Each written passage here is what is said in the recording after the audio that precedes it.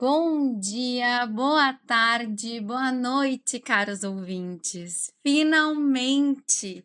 Sejam muito bem-vindos à segunda temporada e ao quinto episódio do Tempero Travessia. E caso tu não lembre, eu sou a Bebete Soares e esse podcast busca te inspirar com histórias de pessoas que foram atrás de uma vida com mais sentido por meio de viagens, travessias, esporte e conexão com a natureza. Gente, que alegria estar de volta! Quase um ano depois, finalmente aqui estamos. Deixa eu explicar o que aconteceu. Quando eu voltei das minhas férias, em maio de 2024, começaram as chuvas no Rio Grande do Sul. E alguns de vocês sabem, e dá pra ver pelo meu sotaque, que eu sou gaúcha. E as enchentes me afetaram muito psicologicamente, foi muito difícil.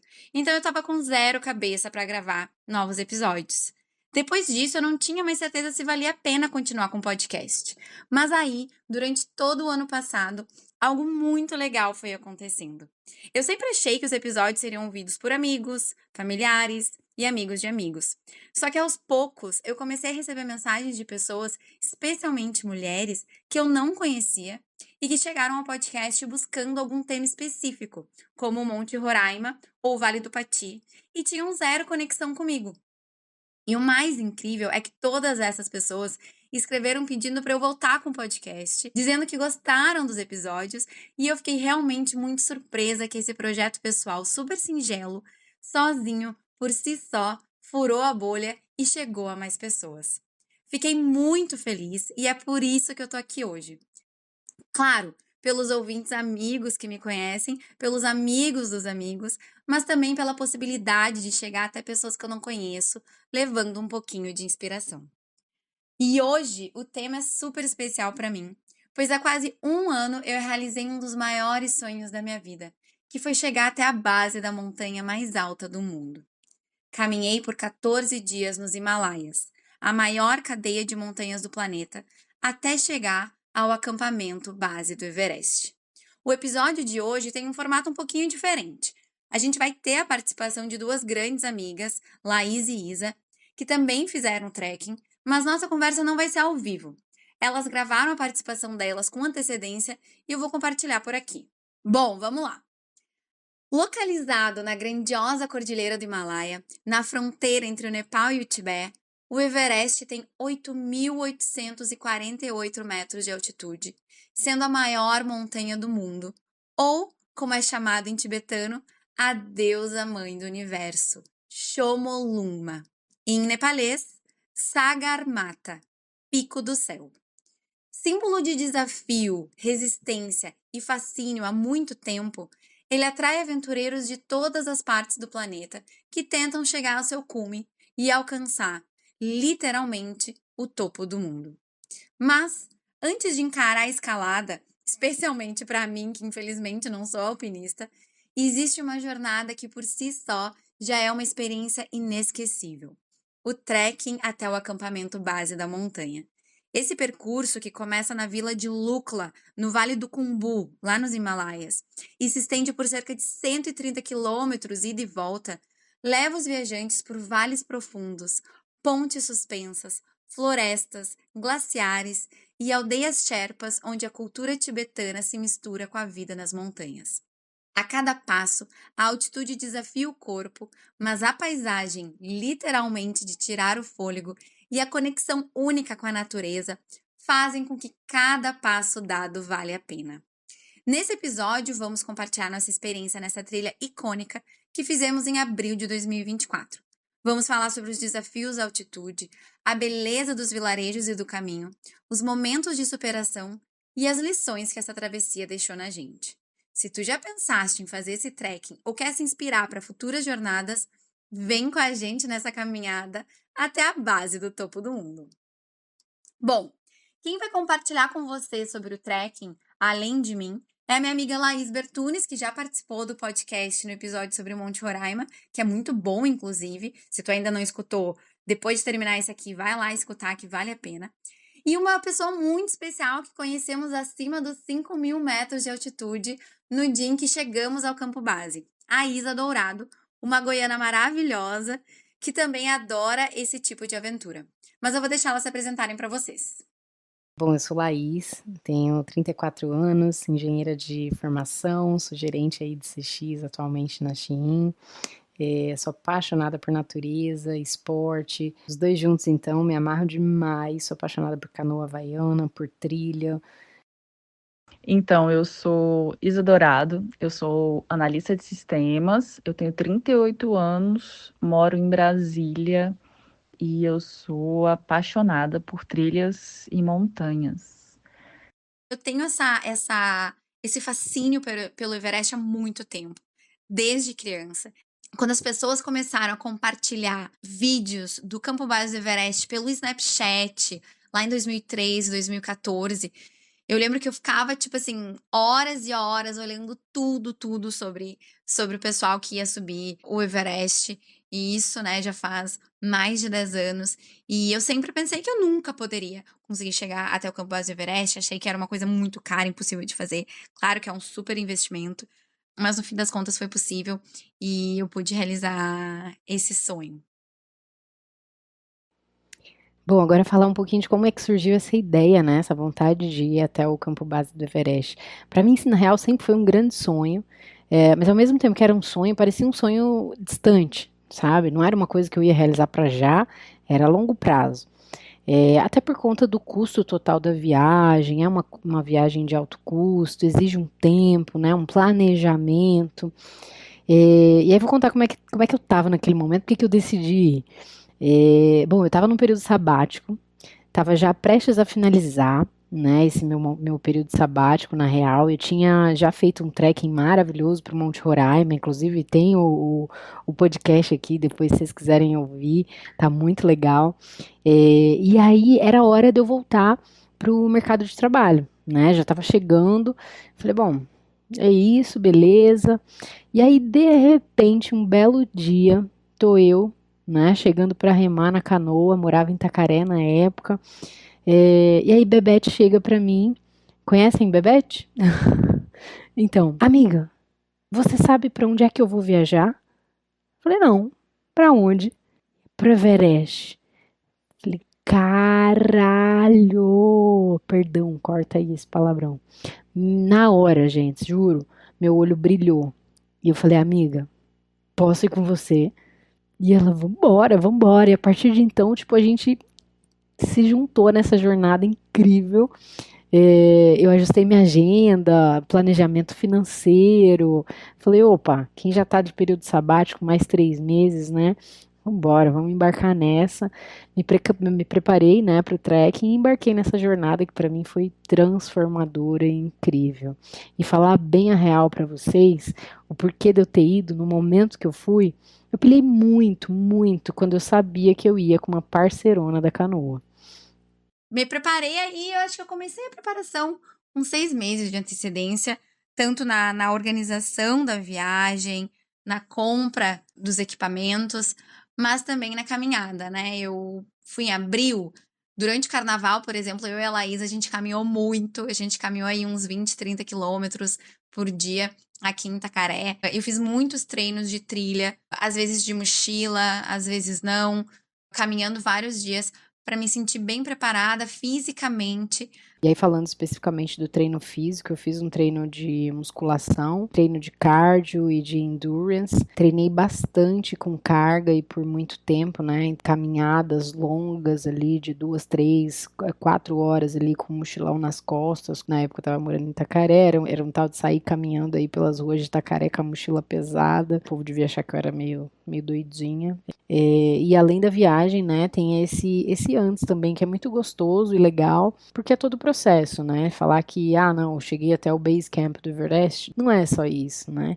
É todo antes disso, todo o preparo, toda a jornada, que faz isso ser muito mais especial, muito mais interessante e individual. E aí, com certeza, esse não é um trekking aí para quem não curte se preparar, sabe? Não curte se organizar, assim. Porque, querendo ou não, eu acho que é uma viagem longa, né? Precisa ter ter muito bem pensado, então as quantidades tipo das coisas que vai levar, ter um kit de remédio, roupas que vai levar, itens no geral. Então, querendo ou não, exige um preparo prévio. Não é só botar a mochila nas costas e o partiu.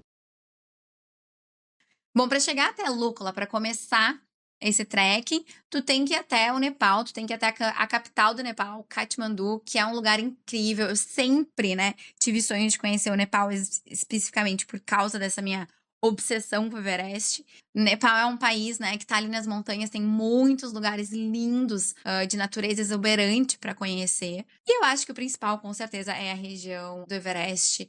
Mas tem também a Annapurna, que é uma outra grande montanha maravilhosa, que tem um trekking muito lindo lá também. A região dos lagos de Gokyo, que era o que eu planejava fazer, depois eu vou contar para vocês com calma também. Mas enfim, é um lugar incrível.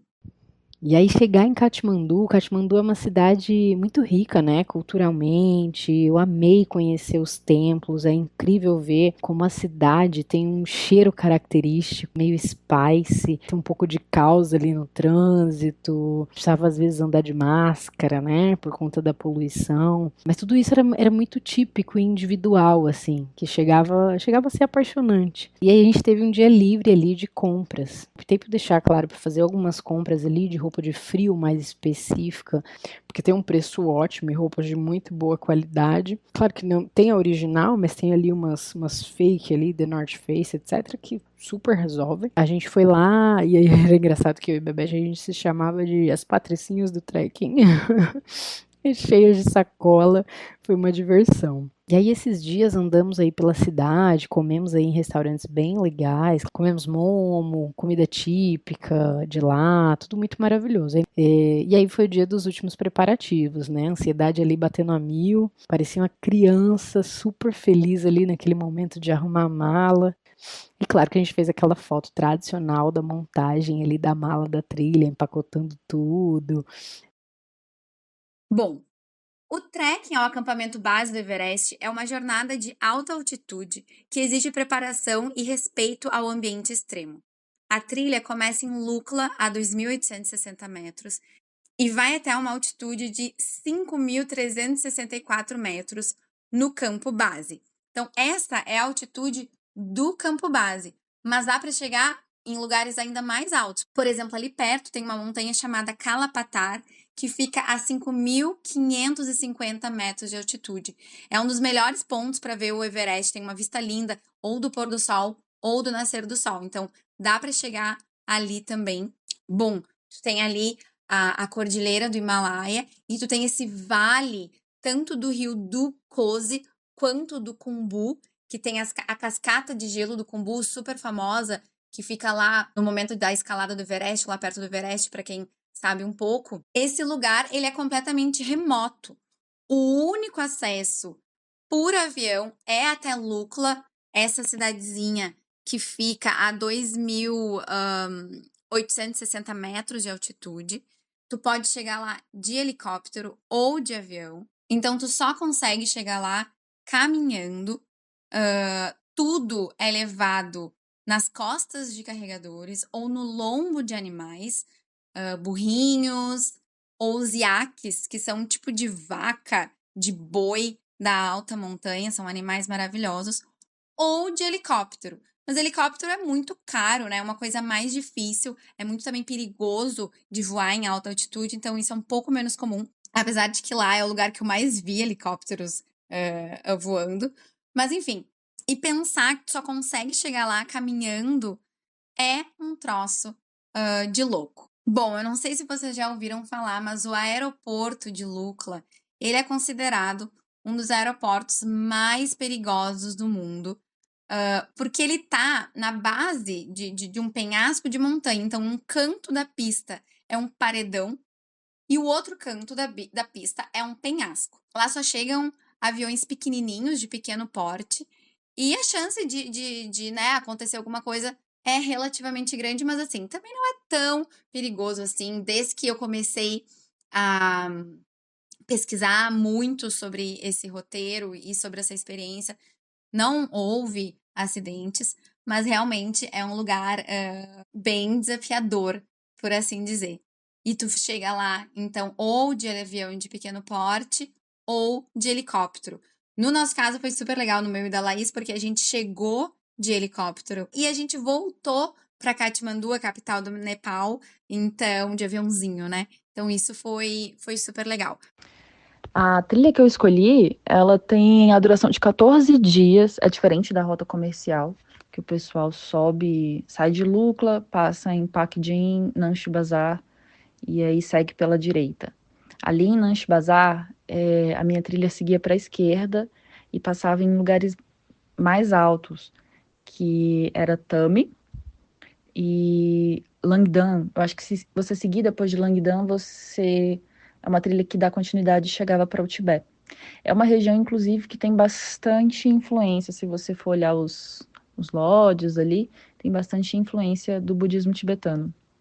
E aí eu passei os passos, que foi bem difícil. O Chola Pass, que é bem famoso, né? E o Ranger Pass, para chegar em Gokyo, que eu acho que o Ranger Pass, quem tem interesse em fazer essa viagem, foi realmente hardcore, foi pauleira mesmo, porque a gente sobe 1.200 metros de altitude, acima de 4.000, e ali os últimos 200 metros parecem que são 1.000 metros, assim. Uma gotinha de água no seu camelback, na sua mochila, parece que é 1 litro. Foi bem puxado, mas assim, é um visual do Himalaia impressionante. Quando eu cheguei em Tami, eu fiquei encantada. Quando a gente saiu no outro dia de manhã, o sol iluminando as montanhas, ainda tinha algumas árvores, sabe?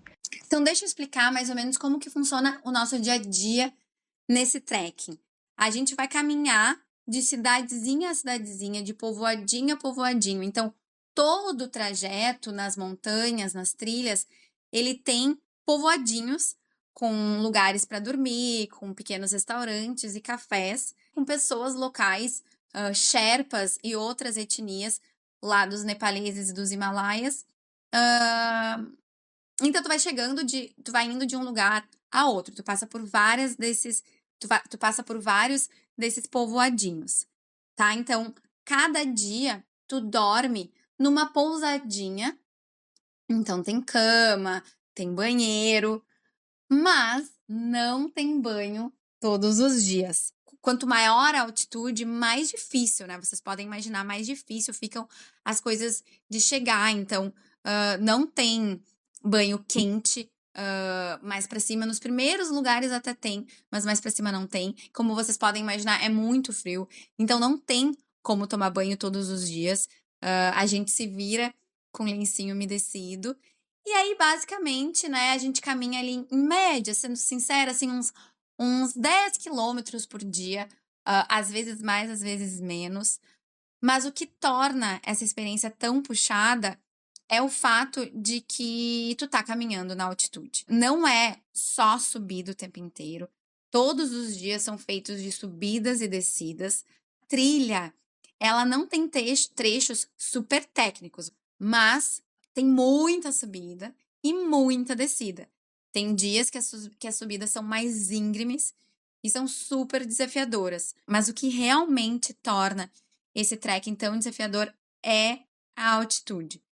Só para explicar o que acontece, né? A partir de alguns metros, especialmente ali dos 3.000 metros de altitude, o ar começa a ficar cada vez mais rarefeito, ou seja, tem cada vez menos oxigênio para você respirar. E isso torna tudo mais difícil, né? Tu faz com tudo. Viver, existir se torna mais difícil. Tu faz tudo com mais dificuldade, né? Para começar, fica difícil de caminhar, porque você perde o fôlego com muita facilidade. Assim, tudo meio que começa a funcionar mais devagar. Então, você precisa de tempo para o seu corpo aclimatar a essa altitude. Então, o que acontece? Eu já tinha, por exemplo, chegado até os 5.000 metros de altitude lá na Bolívia. Mas assim, eu cheguei até os 5.000 metros e depois baixei. E passei também por altitude, né, em La Paz, na Bolívia, no Peru, mas não eram, não, fiquei uns dias nessa altitude, mas não tão alta, né, então eu acho que um grande desafio que acontece no trek ao Campo Base do Everest é que tu vai passar vários dias nessa alta altitude, né, e isso exige do teu corpo. Tu precisa caminhar devagar fazer a subida muito devagar, então é por isso que a gente não caminha tanto por dia, e a gente passa o dia inteiro caminhando, porque a gente caminha muito devagar no momento que a gente tá indo, né, na ida até o acampamento base, porque você precisa deixar o seu corpo se aclimatizar. Não, deixa eu fazer um comentário, que eu sempre ri muito das pessoas que às vezes misturavam o tu e o você, e eu tô há mais de 1 ano sem ir ao Rio Grande do Sul. E eu tô começando a falar você, e tá muito engraçado, porque às vezes eu falo Sul e às vezes eu falo você. Então, assim, deixa eu pedir desculpas já, de antemão, porque às vezes vai sair tu, às vezes vai sair você, e é isso porque eu tô morando na Bahia há quase 3 anos e tá tudo misturado aqui no meu jeito de falar. Mas enfim, voltando, né? A gente precisa caminhar muito devagar pro corpo ir aclimatizando.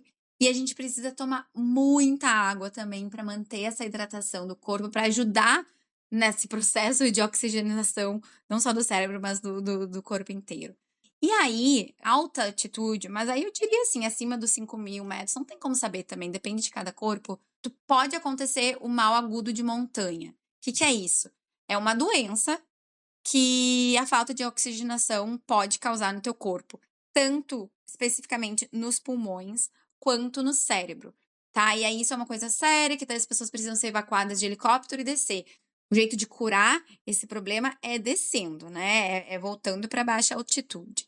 Mas, fora isso, existem os sintomas da altitude que são comuns a praticamente todo mundo e que é comum que a gente sentir. Os principais sintomas são dor de cabeça, dificuldade de respiração, às vezes dificuldade de dormir, falta de apetite e diarreia, enfim, são vários sintomas que tu pode experienciar durante o trekking. Bom, para mim a principal dificuldade do trekking foi a altitude.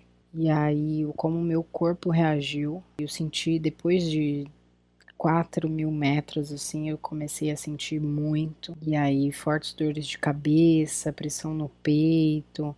Então, tinha que cuidar muito, muito, muito para entender o limite do corpo e parar quando era necessário, caminhar na velocidade que o corpo não, né, que eu não ficasse muito ofegante, assim.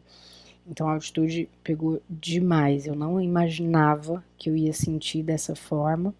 Era um medo, na real, porque eu nunca tinha sido exposta assim acima de 3.000 metros, né? Colocar meu corpo aí a uma altitude acima de 5.000 metros foi pauleira.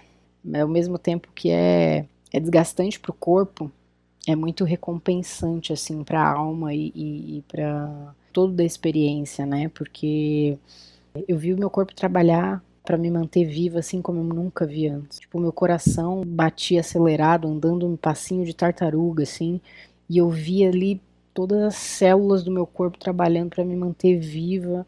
Cara, aquilo foi, puta que pariu, uma experiência, assim, de ciência até, sabe? De sentir mesmo o poder do corpo. Tava muito frio, cara. Nossa, tava muito frio. 4 horas da tarde o sol sumia no meio das montanhas, né? Você não vê mais o sol. E aí esfriava muito, e eles demoravam muito a acender a salamandra. E aí a salamandra, acima de 4.000 metros, eles colocam o cocôzinho do iaque, né? Porque você já não tem mais árvores e lenha pra queimar. Então eles pegam o cocôzinho do iaque, colocam pra secar. Demorava muito, não sei. Eu senti muito frio. Realmente eu tava despreparada porque eu fui com as roupas que eu levei pra Patagônia. Não, gente, não vá pro Nepal com as roupas que você levou pra Patagônia. Se você for fazer caminhada acima de 4.000 metros, invista em segunda pele mais grossa e em fleeces mais robustos, casaco de pena, que é levinho, ocupa pouco espaço, um casaco de pena bem grosso. O meu era da North Face, 800, não sei o que lá, mas assim, eu queria 2 daquele para ficar na temperatura conforto. É lindo, mas assim, o frio realmente pegou. Bom, esse trekking pra mim é um trekking difícil pra caralho. Depende muito do quanto teu corpo tá aclimatado. Do mesmo jeito que pra mim pareceu muito difícil, teve gente que passou na trilha correndo, assim, os caras que iam escalar o Everest, né? Uns gringos que passaram ali por nós no meio da trilha. Mas pra mim foi muito difícil no quesito de que eu nunca tinha sido exposta ali à altitude.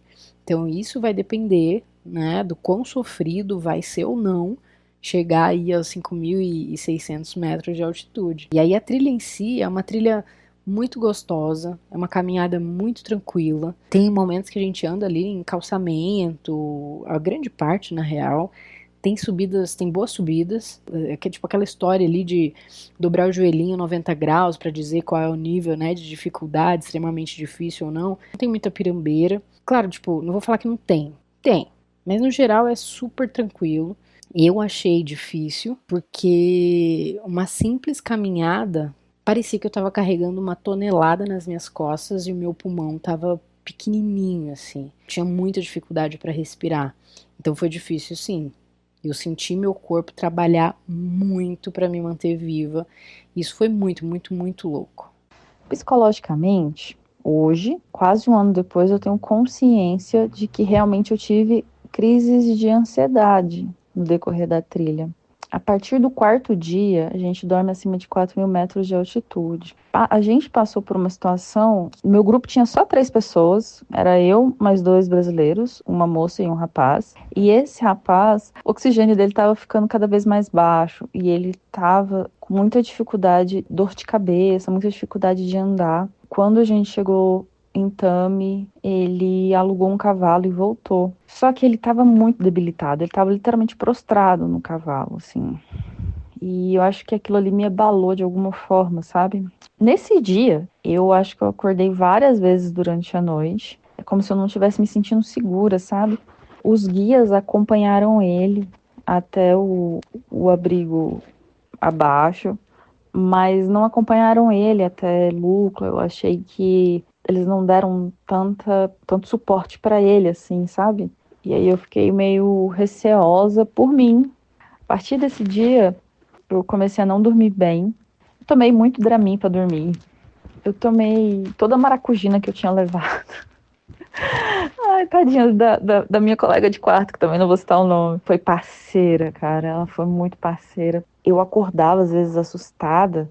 Então, às vezes, eu saía e ia lá fora, sentir frio, para mudar a atenção do meu corpo, para eu começar a estabilizar, relaxar e voltar pro saco de dormir. Hoje eu tenho consciência de que eu realmente estava tendo crises de ansiedade. Não era só a altitude, eu estava realmente com medo do que pudesse acontecer ali.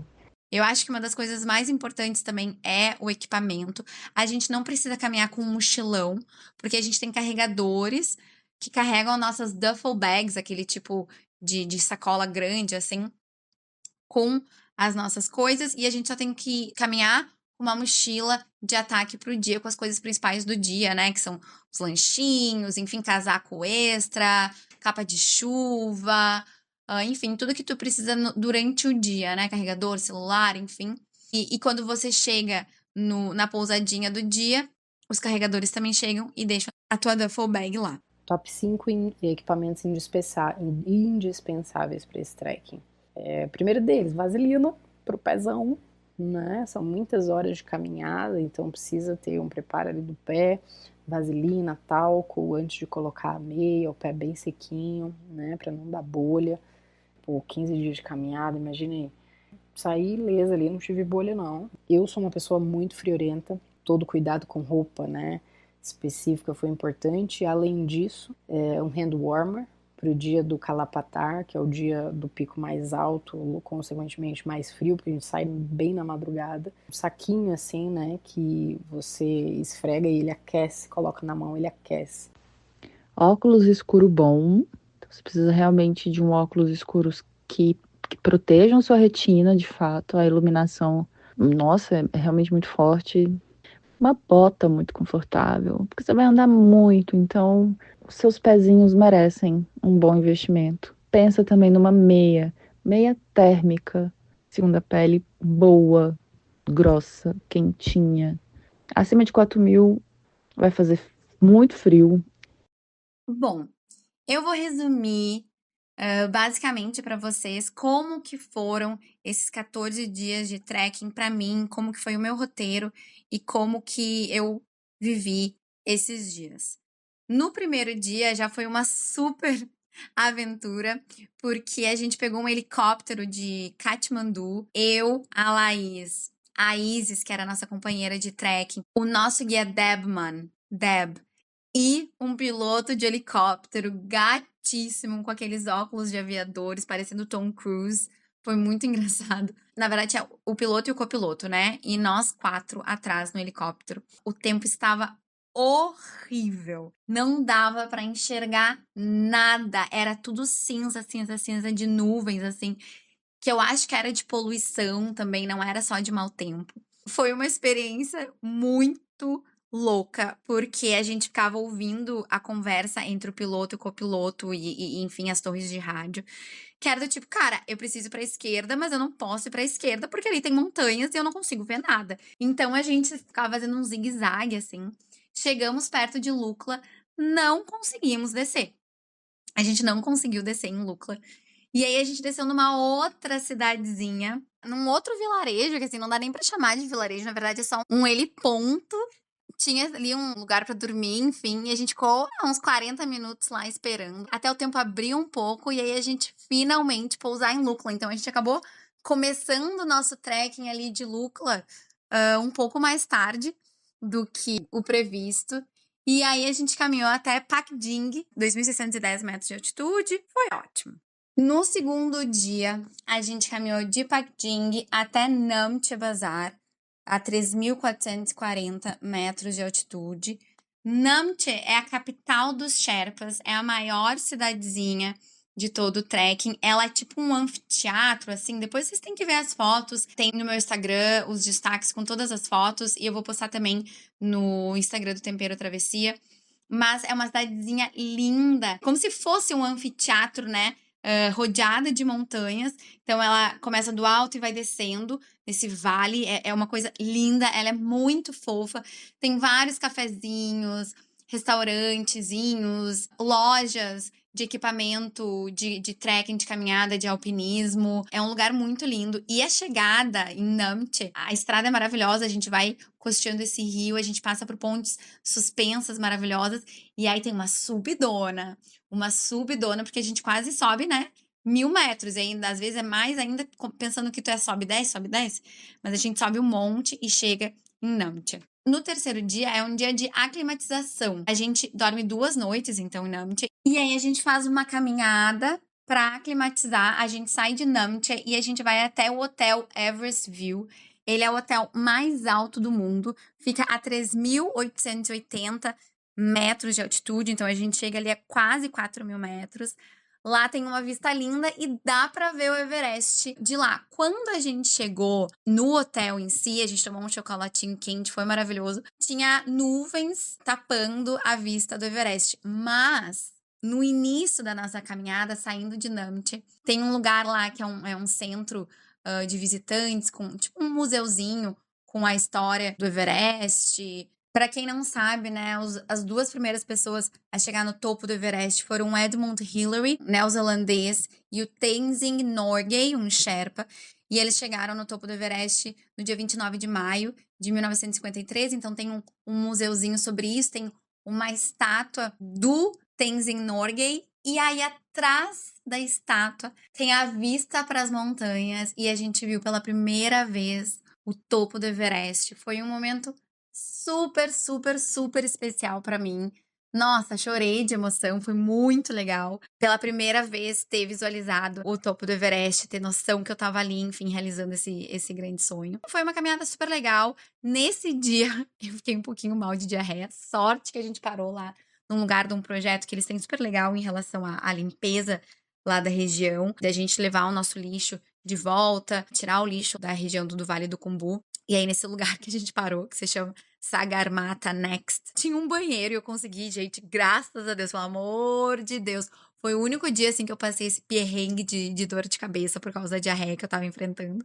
O quarto dia, ele também foi incrível. A gente caminhou de Namche a Milingo, um pouquinho depois da parada normal dos roteiros, que é em Tengboche. Tengboche, eu não sei como é que é a pronúncia. Lá tem um mosteiro muito lindo, um templo budista. E eu vivi uma experiência muito especial lá dentro. Quando eu entrei, nossa, eu nem sei explicar, assim, eu senti uma energia muito forte. Me bateu o fato de que eu finalmente estava lá, onde eu sempre sonhei estar, né, naquele caminho, no meio da Cordilheira do Himalaia, no meio do Vale do Khumbu, tentando chegar até o campo base, tentando realizar esse sonho. E me bateu muito forte, eu chorei, eu senti uma energia muito linda, muito maravilhosa. Eu não tenho religião, mas o budismo é uma coisa muito linda, né? Durante todo o caminho tem a simbologia budista tá muito presente, tem várias coisas, né? Mantras o tempo inteiro, as bandeirinhas coloridas, várias tradições de que a gente tem que passar sempre pelo lado esquerdo desses monumentos que tem. Às vezes são as grandes pedras, assim, com mantras, ou as estupas. É um monumento, assim, em forma de um sino de pedra, em que tu sempre passa pelo lado esquerdo, tu vai também emanando os mantras, Om Mani Padme Hum, que são aqueles das bandeirinhas coloridas. Enfim, é um troço muito lindo durante todo o trajeto, isso faz parte, e é muito legal. E aí, naquele momento, que foi o primeiro mosteiro que eu entrei, tava frio, tava nublado, a gente já tava cansados, foi muito, muito emocionante. Eu chorei assim, ó, mas eu aos prantos, foi muito louco. E aí ia ter uma cerimônia ali, só que eu fiquei com tanto frio, gente, tanto frio que eu não consegui ficar, daí eu saí. E aí a gente chegou até Milingo, que fica logo depois de Temboche. Nesse dia eu já cheguei muito, muito, muito cansada. E aí, a partir do dia 5, gente, tudo começou a ficar mais difícil. Do dia 5, a gente caminhou de Milingo até Jimboche. Jimboche é uma cidade também bem tradicional, povoadinho bem tradicional que a gente fica. Fica a 4.340 metros. Eu lembro que nesse dia dessa caminhada, quando a gente chegou no almoço, a gente já tinha chegado aos 4.000 metros e eu já vi que eu não tava muito bem. Foi aí que eu comecei a sentir mais os sintomas da altitude. E esse dia foi bem desafiador, mas consegui chegar em Jimboche. A gente chegou em Jimboche, ainda foi dar uma caminhadinha para tentar fazer uma aclimatização maior, subir um pouquinho e descer. Eu fui até um pouco, daí eu voltei para nossa pousadinha e assim, a partir daí ali em Jimboche, que já tá acima dos 4.000 metros, a qualidade de tudo já é bem mais simples, né? Os quartos são super simples, o banheiro é super simples, tu já tem menos acesso a várias coisas. Aí no dia 6 foi um dia de ainda mais superação para mim. Eu acho que esse foi um dos principais dias para mim, porque era um dia de aclimatização. A gente ia ficar então 2 noites, né, em Jimboche. A gente ia subir até um topo, até um cume de uma montanha que tem ali perto, que fica a 5.089 metros de altitude. E nesse dia eu acordei e eu pensei, eu tô mal, tô para um caralho, desculpem aí o palavreado, eu tô muito mal, mas eu vou subir, eu vou chegar. E aí saímos, um dos nossos carregadores, o Netra, ele acompanhou a Isis e a Laís, que elas estavam melhores que eu e elas estavam conseguindo ir mais rápido. E o Deb, nosso guia, ficou comigo e a gente foi mais devagar. Mas naquele momento eu não tinha dúvidas que eu ia chegar, só que eu tava indo muito devagar. E eu cheguei até esse cume de 5.089 metros. E foi muito emocionante, porque foi muito difícil. Eu tava muito mal. E assim, o que eu posso descrever pra vocês desse mal que eu tava era fraca. Eu tava fraca. Porque eu não tava conseguindo comer, eu tava com essa diarreia. Eu tava comendo, né, gente? Mas eu não tava conseguindo comer muito. Muito desafiador. E foi muito especial ter conseguido chegar naquele cume. Eu lembro que tinha uma outra menina que também sofreu muito pra chegar e a gente chegou mais ou menos ao mesmo tempo e a gente se abraçou muito lá em cima. O guia dela era super legal. Ela era uma menina da Arábia Saudita e foi um momento muito especial, assim, que a gente viveu. E pra mim, com certeza, esse momento de conseguir chegar nesse cume dessa montanha de 5.089 metros foi uma das principais conquistas, assim, porque o estado que eu tava, vocês não têm noção. As gurias conseguiram ir pra um café e tal, eu não consegui. No dia seguinte, a gente caminhou de Jimboche até Lobuche, a 4.940 metros. E aí, gente, esse dia foi muito desafiador também, porque eu também continuava muito mal. Eu acordei e tinha nevado, então tava lindo, lindo, lindo, lindo, lindo, todo ali o valezinho da cidadezinha, a vista, assim, nas montanhas, tava tudo branco, de neve, tava muito bonito, eu não tava nem conseguindo raciocinar muito bem, porque eu tava muito fraca. Mas o apoio das gurias foi super, super especial, o apoio do nosso guia, o Deb, a gente foi indo devagarinho, eu parava, eu tava tomando muito hidrólitos, isotônico, né? Eu tava tomando todos os remédios que vocês podem imaginar pra diarreia, tanto os brasileiros quanto os nepaleses, os fortes deles lá, e nada, nada, nada adiantava. E aí esse dia foi muito lindo, eu já tava muito, muito alto, né? E chegando quase aos 5.000 metros, né? Porque Lobuche fica a 4.940. Tem um momento lá que tem uma subida, mas assim, uma subida antes do lugar do almoço, super grande. A gente enfrentou aquela subida. A gente passa por um vale muito lindo, né? Um passe de montanha onde tem um monumentos. As pessoas que perderam a vida no Everest. Placas, várias pedras, assim, muito emocionante. Quem já leu o livro No Ar Rarefeito, do Krakauer, que conta a tragédia de 1996 do Everest, quando as expedições para escalar o Everest estavam começando a ficar mais comerciais. E aí foi um grande desastre, infelizmente várias pessoas morreram. Os alpinistas bem famosos, como o Scott Fischer e o Rob Hall. Então tem monumentos a eles lá também, enfim, a todas as pessoas. Nossa, eu amo esse livro, assim, eu acho esse livro muito bem escrito, apesar de contar uma história muito triste. É um livro muito bem escrito. E aí foi muito emocionante para mim chegar lá nesse monumento, prestar meu respeito, minha homenagem a todas essas pessoas que acabaram perdendo a vida lá no Everest. Foi um momento muito, muito especial. Tava um dia lindo, tava muito frio, eu tava muito fraca. E aí, finalmente, né, consegui chegar a Lobuche, a 4.940 metros de altitude. E aí, no dia seguinte, que é o dia 8, era o dia de chegar até o campo base. E aí eu acordei, gente, eu não tinha força pra fechar a minha mala. Eu falei, não tem como caminhar, eu tô muito fraca, não tem como eu seguir adiante. E aí o pessoal me convenceu a tentar ir até pelo menos o lugar do almoço e aí ver se eu seguia ou não. O lugar do almoço era Gorakchep, que é o lugar que a gente ia dormir, já acima dos 5.000 metros. E a gente ia deixar nossas coisas e ia ir até o campo base e voltar pra Gorakchep. Então é um dia bem desafiador, porque a gente sai de Lobuche, a 4.940 metros, vai até Gorakchep, 5.164 metros. Aí de lá vai até o campo base, 5.364 metros, e volta pra Gorakchep. Então é um dia bem puxado. E eu acordei tendo certeza que eu não ia conseguir. Eu lembro que eu não conseguia pensar em comer nada do menu que tinha na pousadinha. Tomei água, tentei tomar um chá e comi um Snickers. A gente come muito Snickers e chocolate lá, porque o açúcar nos dá energia, né? A gente precisa de carbo, a gente precisa de energia. Eu lembro de enfiar a goela abaixo, porque eu sabia que eu precisava comer. Foi muito desafiador, assim. Eu literalmente chorando, enfiando goela abaixo uma barrinha de Snickers pra seguir caminhada, assim. No caminho pra Gorakchep, a gente acabou cruzando com pessoas da Grade Six, a Grade 6, que é uma agência brasileira de montanhismo que faz expedições. Eu sabia todo mundo, todos os brasileiros que estavam tentando chegar ao Everest. A gente foi na época de escalada do Everest, né? Então existem dois momentos, melhores momentos para tu fazer o trekking ao acampamento base do Everest: a primavera ou o outono.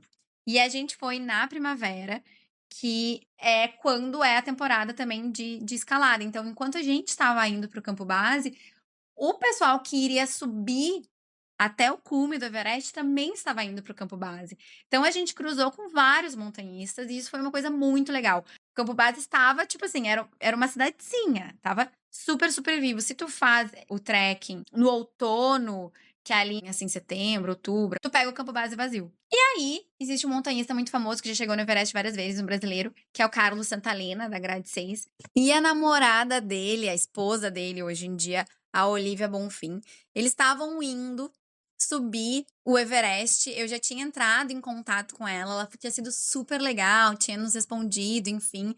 E aí a gente perguntou pro pessoal da Grade 6 onde é que tava o Santa Helena, a Olivia Bonfim. E eles disseram, eles estão logo ali na frente. Gente, a possibilidade de encontrar esse casal que eu admiro tanto me deu uma energia.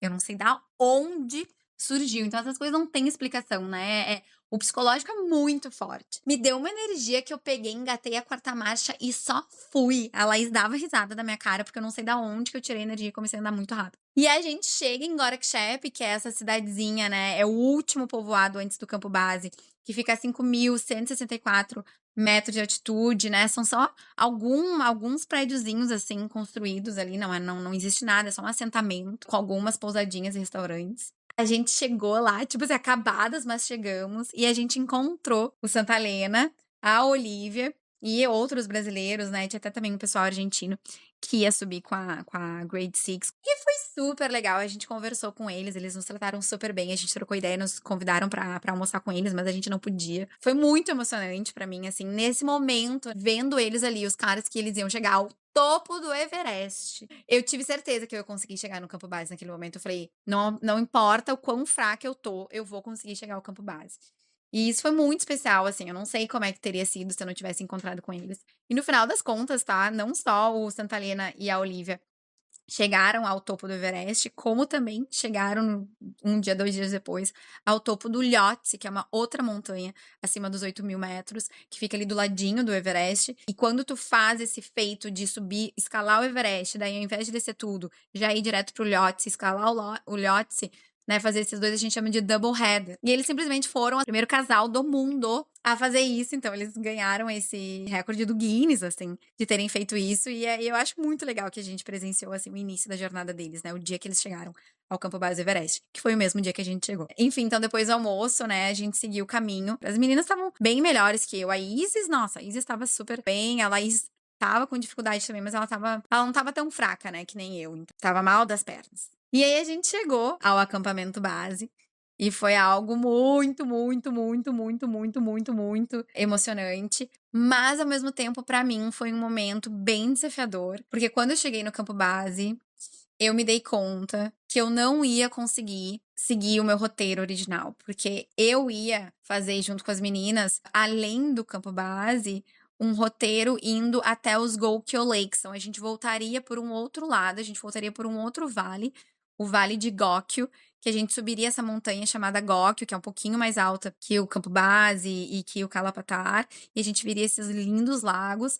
Era um sonho também, que, tipo assim, não tão forte quanto o campo base, mas eu tinha 3 grandes objetivos, que era chegar ao campo base do Everest, subir o Kalapatar, ali pertinho, que eu falei pra vocês, e ir até o Gokyo-ri, que é esse pico, na região ali dos lagos de Gokyo. E quando eu cheguei no campo base, eu me dei conta que eu não ia ter condições de passar por um passe de montanha super desafiador que as meninas iam passar, que foi uma...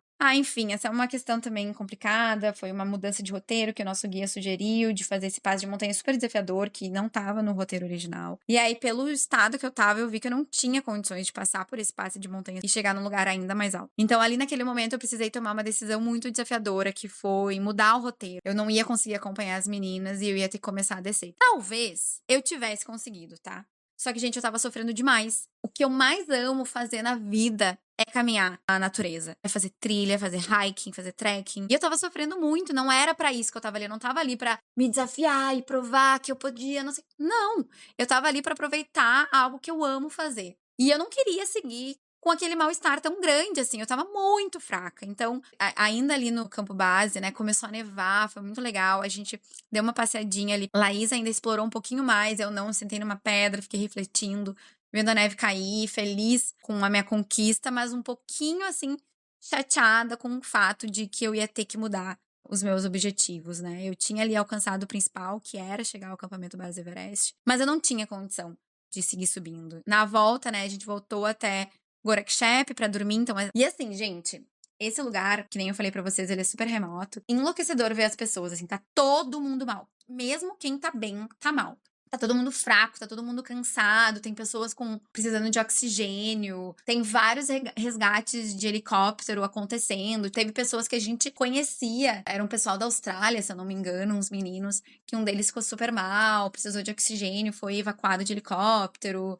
A gente conheceu a Isa nesse dia, ela vai falar um pouquinho mais pra vocês desse dia. Ela tava com 2 outros brasileiros e os 2 outros companheiros dela precisaram ser evacuados de helicóptero antes ainda de chegar em Gorakchep, ela tava sozinha. É algo que, tipo assim, tem como tu conseguir, mas ao mesmo tempo é muito desafiador, né? Não é algo simples. Ver que eu tava lá em Gorakchep relativamente bem, que eu tinha subido e chegado até o campo base com as minhas próprias pernas, e que eu ia conseguir descer até Lukla de volta com as minhas próprias pernas, sem precisar de resgate, nossa, eu fiquei tranquila com a minha decisão, sabe? Porque é uma coisa muito desafiadora e é muito louco ver as pessoas lá em cima sofrendo tanto, assim, com a altitude, sabe? Não é feito, assim, pra gente ficar vivendo lá em cima. Nessa noite eu não consegui comer nada, eu comi, acho que uma pipoquinha, tomei uma coca. Foram as Coca-Colas mais caras que eu já comprei na vida, mas valeu muito a pena, porque era a única coisa que tava me dando apetite, assim, uma coquinha e uma pipoquinha. No dia 9, a Laís e a Isis e os nossos guias, eles subiram até o Kalapatar. A Laís desmaiou, ela vai contar pra vocês, a Laís desmaiou.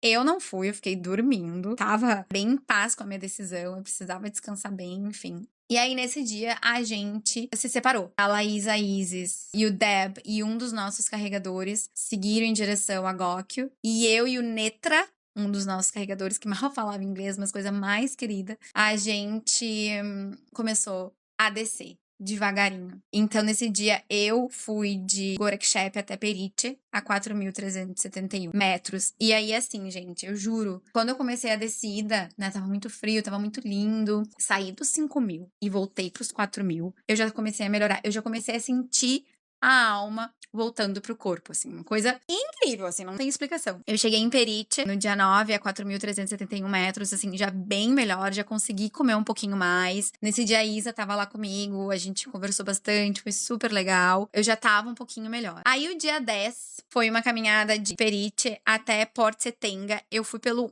outro lado do rio, no vale. A gente subiu por um lado do rio e eu comecei a voltar por um outro lado do rio, que é uma parte da trilha que ela é menos frequentada, né, pelo pessoal que faz o trekking. Foi um momento muito legal, porque durante muita parte da trilha tava só eu e o Netra, nosso carregador. E isso foi muito bom, assim, porque a gente conseguiu avistar mais animais, as cabrinhas da montanha, o pássaro símbolo do Nepal, coisa mais linda, colorido, lindo, maravilhoso, enfim. Foi um momento que tava só eu e ele, então, assim, foi mais em silêncio, foi reflexivo, foi muito bom. Eu já tava descendo, então a gente foi dos 4.371 até 3.680, então foi uma grande descida. Então eu já tava muito melhor. E eu acho uma coisa importante também de comentar, o quão legal é essa rotina, né, do trekking, de tipo assim, tu vai encontrando as pessoas, e tu vai conhecendo as pessoas, e todo mundo, né, se desejando uma boa caminhada, se desejando força, se ajudando. Tinha muitas pessoas, né, que estavam fazendo o mesmo roteiro que a gente, óbvio, então, coisa muito, né, famosa. E aí a gente fez vários amigos de caminhada. E isso foi muito legal, muito legal. Mas nesse momento ali de descida, eu tava mais sozinha, só eu e o Netra, numa trilha bem, bem vazia, assim, né, mais usada pelos locais. Nesse dia, a gente passou por um outro monastério, se eu não me engano, em Temboché, muito famoso. Lá tem a cabeça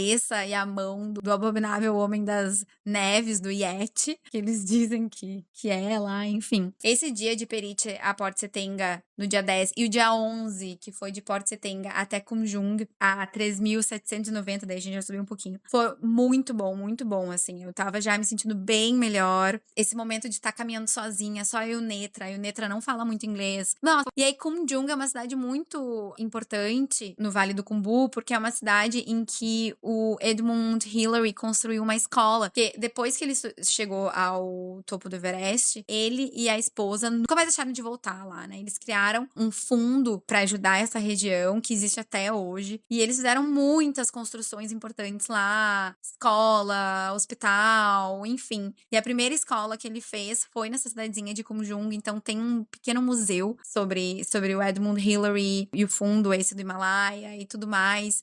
E foi super legal, então, fazer essa parte mais turística de entender um pouquinho mais a história desse cara que era completamente apaixonado pelo Nepal e pela região do Himalaia.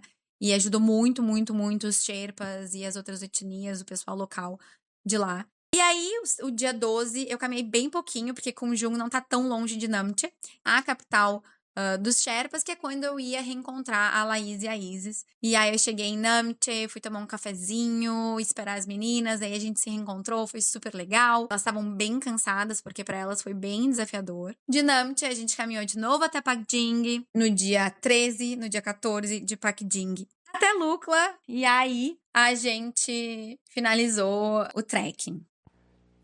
E teve muitos momentos legais e especiais nessa trilha.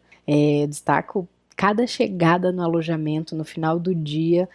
Era uma vitória à parte. E a gente entrava naquele quarto, a mala tava lá, né, a duffel bag tava lá, a gente ia se aprontar e, tipo, desfazer a mala e meio que tomar um banho, seja de lencinho ou, né, alguns momentos a gente tinha banho mesmo. Era uma sensação de dever cumprido. O corpo meio que relaxava ali, era hora do rango, era uma hora boa, a gente tomava ali um chazinho quente, esquentava o corpo, a alma. Essa hora era a hora da vitória de cada dia, né? Eu até me emociono lembrando aí, era uma delícia. Gokyohi Foi impactante porque fez sol, o abrigo que a gente tava, o lote que a gente tava, ficava de frente pro lago, e aí ele ficou bem quentinho, bem gostosinho, e foi realmente um dia muito gostoso. A comida também lá era muito boa. Gokyo-ri realmente vale a pena passar um dia. Um dia para você caminhar para subir o Gokyo, ou dar a volta no lago, igual eu fiz. Foi muito gostoso, muito bom mesmo. Para mim, um momento muito doido foi chegar no Pico Kalapatar, que é o pico mais alto até do que o Base Camp, né? Que fica a 5.555 metros de altitude. Esse dia acordei 3 horas da manhã, da madrugada ali. A gente ia sair às 4. Coloquei a roupa, né, de frio, porque ali era já de madrugada e o pico mais alto, então fazia muito frio. Só que eu só esqueci de um detalhe, de comer alguma coisa. Depois tipo, de uns 40 minutos subindo, bem devagarzinho, desmaiei. O teto preto, assim, total. Não via nada, nada, nada. E aí a minha sorte foi que tinha uma pedra do meu lado esquerdo, assim. Na hora eu encostei nessa pedra. E aí o Sherpa tava atrás de mim, ele veio me socorrer, né? Aí eu já não tava vendo nada, eu só conseguia apontar pro meu bolso. No meu bolso tinha um pé de moleque e tinha água, né? Aí ele desembalou, colocou na minha boca assim, bebi água e aí foi voltando aos poucos. Cara, que bizarro, que bizarro. Passinho de tartaruga, para subir bem lentamente mesmo, respiração muito ofegante. E aí chego lá em cima, né? Mas eu me emocionei muito de estar ali em cima e ver aquele sol, aquela imagem ali do sol nascendo ali no Everest. E aí eu tentei chorar, me emocionei, não conseguia, foi agoniante. Porque ao mesmo tempo que foi muito louco, assim, era como se meu corpo estivesse dizendo, não gasta energia chorando, né? Aprecia essa vista, esse sol nascendo aí atrás do Everest. Periche. Eu acho que quando a gente estava descendo ali, né, do base camp, a gente visualiza Perite. Nossa, que visual. Lindo, lindo, lindo, lindo, lindo. Eu acho que foi algo que me encheu os olhos, assim. E o meu grupo todo foi resgatado, né? Inclusive o guia brasileiro, a minha amiga que estava comigo também, dividindo o quarto. Eu desci com os 2 guias nepaleses, bem meditativo, assim, na minha vida, nas minhas escolhas. Perite, eu te encontrei. Eu ouvi você, né, conversando com o seu guia no quarto do lado do meu. Foi a hora que eu perguntei, né, se era você. Naquele dia a gente aproveitou para tomar um solzinho ali na janela também, né, já tinha uns dias. Olha que coisa interessante, né? Tipo, uma das melhores experiências foi tomar um solzinho ou tomar um banhozinho. Com o visual lindo ali do Himalaia, né? Eu acho que foi uma coisa incrível, assim, que a minha rotina durante 14 dias foi só isso. A gente brincava que era caminhar, comer e contemplar. Que era só isso que a gente fazia, né, durante os dias. E é muito lindo, assim. Uma das coisas muito legais é que quando a gente chega em Lúcula, a gente tá já nas montanhas, né? A gente tá a 2.860 metros de altitude. Mas você tem floresta, você tem muito verde, você tem muita vegetação, animais, enfim. E conforme você vai subindo, a paisagem vai mudando completamente, né? Ali daquelas grandes, né, dos pinheiros, das árvores grandes, a vegetação vai ficando cada vez mais baixa, até chegar a um ponto de praticamente não ter mais vegetação nenhuma, ser só rocha mesmo, e gelo, e neve, glaciares até culminar nos 5.364 metros de altitude lá no campo base, em que realmente é só rocha e gelo e neve. É algo incrível, né? Não preciso dizer que foi uma das paisagens mais incríveis, assim, e essa experiência de observando a mudança da paisagem de Lukla até o acampamento base Everest foi algo muito, muito, muito, muito incrível. Eu sou uma pessoa do desfrute. Então, cara, um dos momentos mais especiais do trekking foi a volta para Namche Bazar e tomar um chopp gelado em Namche Bazar para celebrar a nossa chegada. E, tipo, todos esses dias, né, desde o preparo até a subida e tal, tipo, podia beber, né, tipo, tava evitando álcool. E esse choppzinho na chegada em Namche Bazar foi, putz, especialíssimo. Para mim foi muito especial a chegada em Gokyo-ri, a vista. E aí conto por quê. A gente fez o Chola Pass, foi um passe de montanha bem desafiador, bem difícil, subida assim, foda. E aí, saindo de Chola Pass, né, em que a gente vai em direção a Gokyo-ri, numa região ali cheia de pedras. Então a gente andava em pedra solta. E ali eu tive medo, tive muito medo ali dessas pedras escorregarem. E aí, de repente, a gente chega no topo e avista Gokyo-ri, um alívio. Tipo, de chegar, e sem contar que a vista é muito linda. É um lago azul, assim. E esse momento, pra mim, da chegada em Gokyo-ri foi lindo. Outra coisa muito legal é que durante esse trekking a gente consegue avistar 4 montanhas acima de 8.000 metros de altitude, né? O Everest, que é a maior montanha do mundo. O Lhotse, que é a 4ª maior montanha do mundo, que ela fica do ladinho ali do Everest. A gente consegue ver perto de Perite, o Makalu, de 8.485 metros de altitude. A gente vê o Shoyu, que é a 6ª montanha mais alta do mundo. E assim, existem algumas montanhas que a gente fica completamente apaixonada. Assim, tem uma montanha muito linda de 6.812 metros, que é o Ama Dablam, que ele aparece durante muitos trechos da caminhada, assim, é uma montanha muito linda de ver e ela é fácil de reconhecer, então a gente sempre sabe, lá tá o Ama Dablam. A gente vem também um Pumori, que é uma outra montanha bem alta, né, de 7.161 metros, e o Nuptse, de 7.861 metros. Enfim, é a maior cordilheira do mundo. Poder caminhar pelos Himalaias, tá rodeado dessas montanhas tão altas, tão impressionantes. Cada lado que tu olha, seja pra cima, pra baixo, pra esquerda, pra direita, é emocionante, é de tirar o fôlego, literalmente. Acho que pra mim o que mais me pega foi ter isso como rotina, assim. Foram 15 dias, né, contando o último dia, foram 14 dias nas montanhas, 15 dias nas montanhas. E tendo essa rotina de só caminhar na natureza, estar em contato pleno com essas grandes montanhas, assim, é um troço de louco, assim.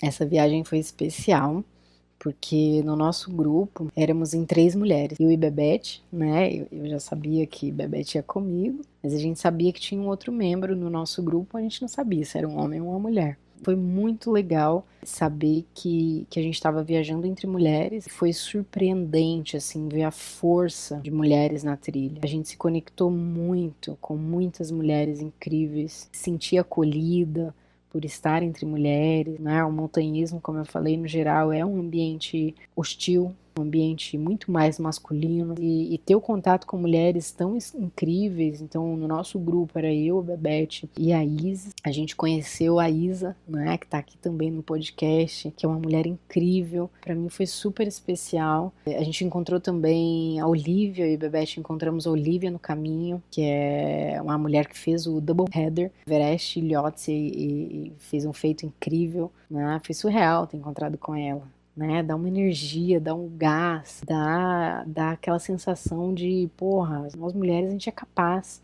basta, tipo, ter teu objetivo claro, se permitir e ir em frente.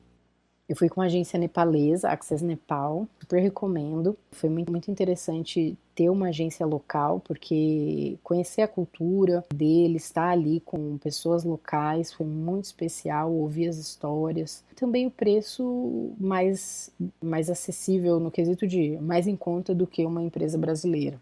É uma empresa super de confiança, uma amiga da Bebete tinha ido e tinha indicado para ela. Claro, a gente, né, garantiu que era uma empresa segura, e eles deram total suporte ali do início ao fim.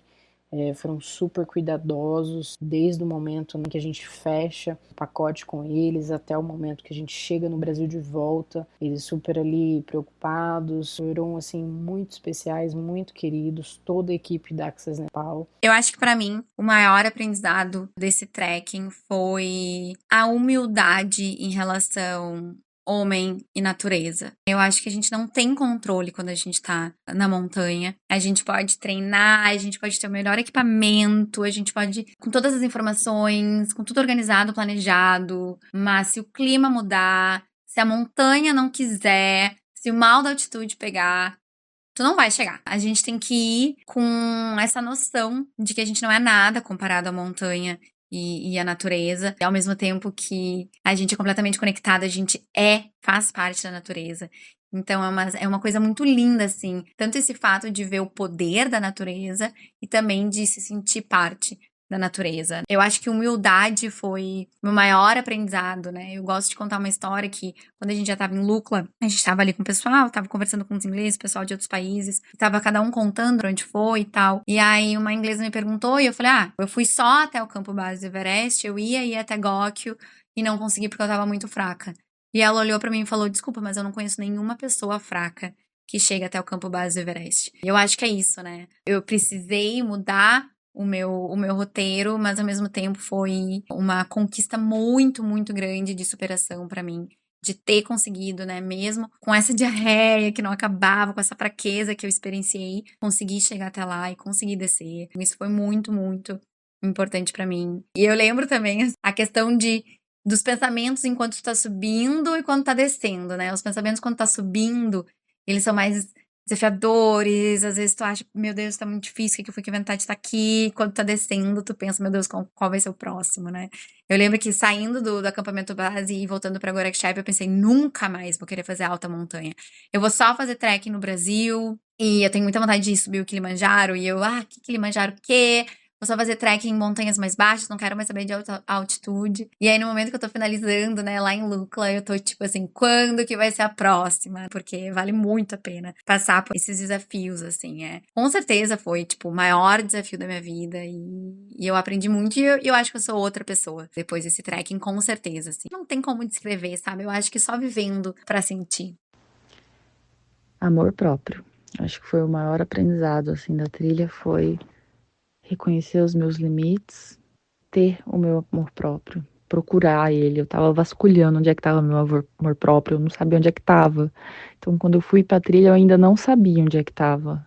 Não só valeu a pena, eu acho que foi um start para um processo que talvez demoraria mais se eu não tivesse feito essa viagem. Dentre todos os aprendizados, eu vou destacar um que para mim foi muito particular, assim, de respeitar os meus limites, de ouvir o meu corpo, me permitir ir mais devagar quando era necessário. E aí eu tenho levado isso, né, para a vida, no meu dia a dia. Eu particularmente sempre fui uma pessoa de me cobrar pra caralho, de ser muito competitiva, de sempre ter que entregar mais, fazer mais e ser super produtiva. E depois dessa trip eu repensei muito. Preciso respeitar o momento, o tempo, o corpo, a mente. Tá tudo conectado, né? E hoje eu tô mais no flow. Bom, vocês sabem que eu sempre peço para os meus convidados deixarem uma mensagem para alguém que tá querendo dar um passo, mudar de trabalho ou de cidade, viver uma aventura, uma grande viagem ou qualquer tipo de mudança em direção a uma vida mais significativa. E eu vou deixar aqui para vocês, então, a dica da Laís e da Isa. Cara, se tá com medo, vai com medo mesmo, faz parte. O primeiro passo precisa ser dado. Toda caminhada, por mais dolorosa e cansativa que ela seja, vale cada segundo. O melhor e a recompensa vem com certeza. Se o universo te colocou nessa, é porque você aguenta e você tá pronto. Quando foi que você desistiu de você? Quando foi que você começou a anular as suas vontades? Essa pergunta a minha psicóloga me fez numa sessão, acho que foi uma das primeiras sessões que eu tive com ela. E ela me fez refletir muito. Eu sugiro que você resgate na sua memória. Tem alguma forma, tem alguma possibilidade, você consegue se planejar para mudar essa perspectiva, para ressignificar? Cara, para fechar, agradecer imensamente a Bebete por me proporcionar, e claro, para vocês todos aí que estão ouvindo esse momento, né? Para mim, especialmente, de boas memórias e boas lembranças, super nostálgico reviver tudo isso, foi muito especial. A gente levou tempo, né, para tirar esse projeto do papel, mas finalmente saiu, ficou muito, muito feliz. Quem quiser saber mais dessa aventura, eu deixo meu canal aberto, né? Eu amo trilha, amo falar de trilha, então pode me chamar. Fiquem à vontade. E super obrigada aí a todos que escutaram. Espero que tenham se inspirado. Espero que tenhamos inspirado mais pessoas a pegar bons ventos, a se aventurar no mundo do trekking. Forte abraço e até a próxima aventura. Bom, gente, como sempre, daria para fazer 15 milhões de episódios sobre o campo base do Everest, sobre esse trekking incrível. Mas eu acho que é isso. Eu queria muito agradecer às gurias por terem enviado a participação delas. Dessa vez a gente não conseguiu fazer uma gravação ao vivo. Vamos ver se esse formato funciona, mas o objetivo é que a gente continue com os convidados ao vivo nas gravações para os próximos episódios. Mas queria agradecer muito vocês que chegaram até aqui, que ouviram até aqui. Eu vou deixar o arroba das meninas aqui na descrição do episódio. Eu vou deixar, tem o meu Instagram que vocês podem ver, tem todos os destaques com todas as fotos desse trekking, mas eu vou postar também bastante coisa ali no Instagram do Tempero Travessia. Sigam, compartilhem o conteúdo se vocês gostaram. Espero muito que vocês tenham curtido esse papo, que tenham se inspirado de alguma forma. Enfim, né? Sigam me mandando mensagens, vamos seguir conversando, trocando. Eu adoro quando vocês entram em contato. Sigam a gente aqui no Spotify, avaliem o podcast, sigam a gente no Instagram. E assim, esse é só o início da segunda temporada, tá? Vem mais coisa boa por aí, mais episódios que eu espero que sejam bem inspiradores pra vocês. Muito obrigada e até o próximo episódio.